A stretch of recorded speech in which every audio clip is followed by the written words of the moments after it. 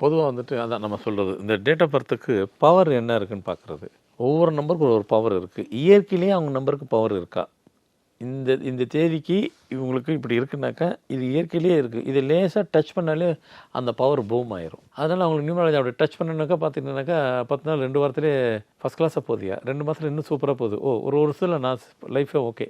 2 வருஷத்துல லைஃபே செட்டில் ஆயிட்டு வேற லெவல்ல போயிட்டே இருப்பாங்க. அப்படி ஒரு டேட் இருக்கும். சில பேர் டேட்டுக்கு அவங்க லைஃப்பை லீட் பண்ணுறது பெரிய கஷ்டம். இந்த பேரை கொடுக்கும்போது ஓகேயா ஃபஸ்ட்டோட இப்போ பெட்டர் அண்ட் கோயிங் அப்படின்னு ஃபஸ்ட்டோட இப்போ கொஞ்சம் பரவாயில்ல நல்லா போயிட்டுருக்கு.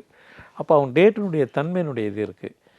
நல்லா ரொம்ப அவங்களால லைஃப்பை லீட் பண்ணுறதே கஷ்டம். அவங்கள வந்து லீட் பண்ண வச்சிடலாம். சக்ஸஸே பெற முடியாது, சக்ஸஸ் பண்ண வைக்கலாம். நீங்கள் கேட்ட மாதிரி தடையே இல்லாமல் நான் ஸ்டாப்பாக பண்ணிக்கிட்டே இருக்கணும் போது அந்த பவர்ஃபுல்லாக இருக்குது பாருங்கள். அவனுக்கு பேர் தான் தப்பாக இருக்கும். பேரை டியூன் பண்ணால் போதும். அப் டு லைஃப் வரைக்கும் சக்ஸஸ் போய்கிட்டே இருப்பாங்க அவங்க.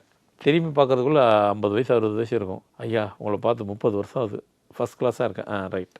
அப்போ அவங்க எங்கேயுமே பிரேக் இல்லாமல் அவங்க போயிட்டே இருக்கிறாங்க. திருப்பியும் போயிட்டே இருக்க போகிறாங்க. அந்த மாதிரி அவங்க பர்த்தை பொறுத்து தான் அதை டியூன் பண்ணுறது இருக்குது.